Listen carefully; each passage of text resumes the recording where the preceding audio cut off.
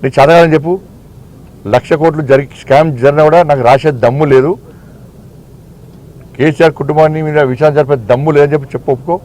ముక్కుని ఎలాగ రాయి. కాబట్టి ఈ విషయంలో ఇవాళ తెలంగాణ సమాజం జాగృతమైంది. తప్పకుండా 2 పార్టీలకు గుణపడని చెప్పడానికి ఇలా ప్రజలు సిద్ధంగా ఉన్నారు. భారతీయ జనతా పార్టీ కూడా సిద్ధంగా ఉంది.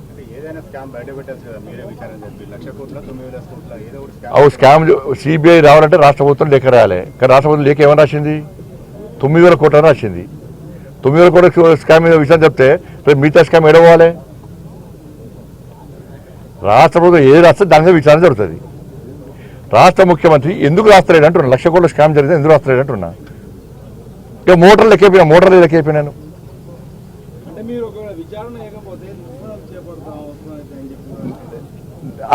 రేవంత్ రెడ్డి రాష్ట్రాల లేఖలు మొత్తం బహిరంగపరుస్తాం. మేము కూడా ఇంటింటికి కరవత్త లెక్క వస్తాం. ఇగో 1,00,000 కోట్ల స్కామ్ జరిగినట్ట కేసీఆర్ను రేవంత్ రెడ్డి కుమ్మక్కయ్యారు. ఇగో కేవలం 9,000 కోట్ల స్కామ్ జరిగిందట, మీ దానిలో పైసలు చంపారని చెప్తాం. మేము కూడా చెప్తాం. మేము పిచ్చలమే, మాకు తెలిసి ఏం చేయాలన్నది. సిబిఐ రాసిండు. ఇవాళ రేవంత్ రెడ్డి ధైర్యంగా ఎందుకు మాట్లాడబోతున్నాడు? ఇదే రాయాల్సిన లేక రాయలేకపోయాడు. ఎందుకంటే దానిలో ఏం జరగాలో జరిగింది.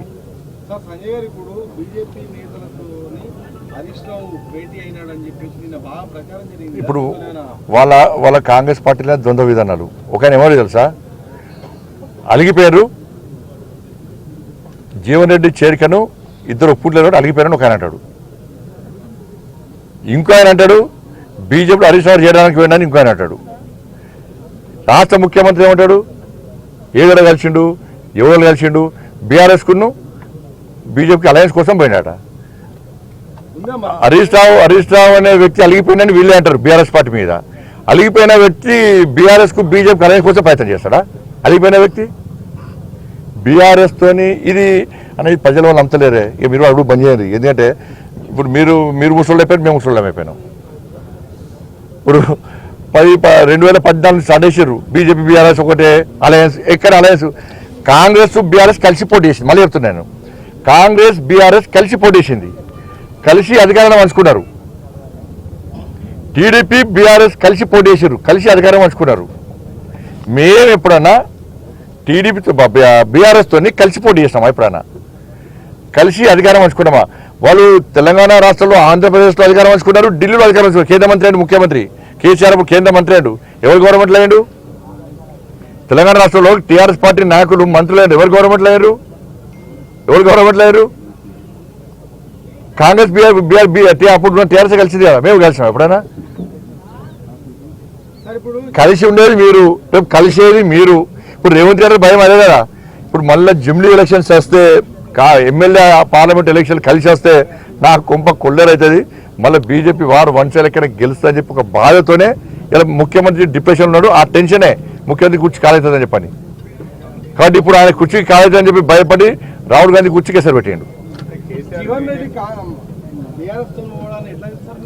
వాళ్ళ సొంత నిర్ణయం, మాకే సంబంధం. వాళ్ళ పార్టీ, వీళ్ళ పార్టీ, వాళ్ళు వీళ్ళు.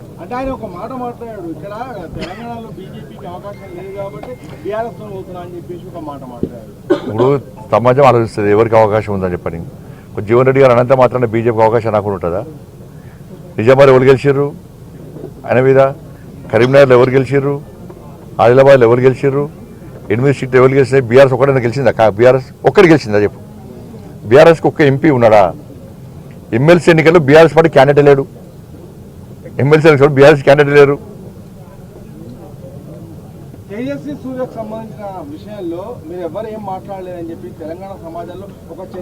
తెలంగాణ సమాజంలో ఏం చర్చ లేదు.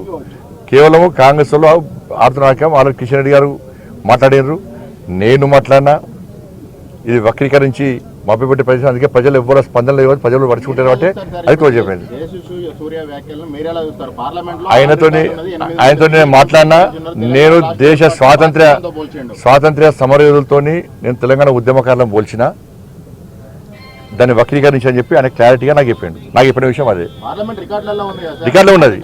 రికార్డులో ఏనే ద్రోహులు అని ఏం చెప్పలే కదా.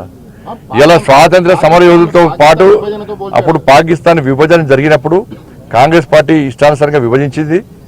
కాబట్టి అప్పుడు అనేక మంది బలిదానం అయిపోయారు, దేశం కోసం త్యాగం చేశారు. ఇవాళ తెలంగాణ విభజన విషయంలో కూడా 1400 మంది బలిదానం అయినాక ఇవాళ కాంగ్రెస్ పార్టీ విభజించింది. కాబట్టి ఈ 1400 మంది ఇలా కాంగ్రెస్ పార్టీ ముందే ఇలా తెలంగాణ రాష్ట్రాన్ని ఏర్పడేస్తే 14 మంది ప్రాణాలు పోయేటోళ్ళు కాదు. కాబట్టి అప్పుడు త్యాగం చేసినారు దేశభక్తులు, ఇప్పుడు తెలంగాణ కోసం వీళ్ళు త్యాగం చేసినారు అని చెప్పి ఒక స్ఫూర్తిదాయక సందేశం ఇచ్చారు, దాన్ని వక్రీకరించారు. త్యాగాలు ఏమైనా ఆర్టికల్ 3 అనేది రాజ్యాంగం ప్రకారంగా తెలంగాణ రాష్ట్ర ఏర్పాటు జరిగింది. ఈ రాష్ట్ర ఏర్పాటును ఒక దేశ విభజన ఎలా పోలుస్తారు? దేశ విభజన అప్పుడు కానీ ఇప్పుడు కానీ 14 మంది చచ్చిపోవడం కారణం వాళ్ళు ఎవరు? కారణం వాళ్ళు 14 మంది బలిదానం కావడానికి కారణం వాళ్ళు. డిసెంబర్ సుష్మా స్వరాజ్ బిల్లు పెట్టారు. సుష్మా స్వరాజ్ గారు పార్లమెంట్ లో మీరు కనుక బిల్లు పెట్టకుంటే, కాంగ్రెస్ పార్టీ పెట్టకుంటే ఇప్పటికే బలిదానం అయిపోతున్నారు. మేము బిల్లు పెడతాం అంటే అప్పుడు భయపడి 1400 మంది త్యాగం చేసిన తర్వాత కాంగ్రెస్ పార్టీ బిల్లు పెట్టింది. మరి కాంగ్రెస్ పార్టీ బిల్లు పెట్టినప్పుడు ఎవరి మద్దతుతో వచ్చింది? సుష్మా స్వరాజ్ మద్దతుతో వచ్చింది. అప్పుడు రేవంత్ రెడ్డి గారు ఏమన్నారు? ఏ పార్టీలో ఉన్నాడు? కాంగ్రెస్ పార్టీలో ఉన్నాడు. బలిదేవత అని ఎవరు అన్నాడు? సోనియా గాంధీని బలిదేవత అన్నాడు. ఎవరు? రేవంత్ రెడ్డి గారు టీడీపీలో ఉండి. కరీంనగర్లో యుద్ధ రణబేరి అవుతుంటే తుపాకీ పట్టుకొని ఉద్యమకాలను చంపడానికి రేవంత్ రెడ్డి గారు ఇవాళ తుపాకీ పట్టుకొని బయలుదేరాడు. ఇవాళ బీజేపీని విమర్శించేటువంటి కాంగ్రెస్ పార్టీ మంత్రులు ఎవరి క్యాబినెట్లో ఉన్నారు? మీరు ఎవరి క్యాబినెట్లో ఉన్నారు? తెలంగాణ ఉద్యమకాలను చంపుతా అన్నటువంటి వ్యక్తి క్యాబినెట్లో ఉన్నారు. మీ నాయకురాలు సోనియా గాంధీని బలిదేవత అన్నటువంటి క్యాబినెట్లో మీరున్నారు. ఫస్ట్ దానికి సమాధానం చెప్పండి. ఇప్పుడు మురళీ మనోహర్ జోషి నేను ఒక ప్రెస్ మీట్ పెట్టారు. విశ్వగురువు ఎవరు లేరు, గతంలో ఇండియాకు విశ్వగురువులు ఉండే కానీ ఇప్పుడు ఎవరు లేరని చెప్పేసి ఆయన కొంత మాట్లాడిన మాటలు నేను ఇల్లేదు. చూద్దాం. ధన్యవాదాలు. 50% పెంచుతానని అన్నారు కదా, అది ఎక్కడ అమెండ్మెంట్ లో చేర్చలేదు అంటున్నారు కదా. ఏది 50% అనేది అమెండ్మెంట్ లో చేర్చలేదు. 50% పెంచడానికి నిన్న పార్లమెంట్లో అమిత్ షా గారు 50% పెంచడానికి మేము రెడీ.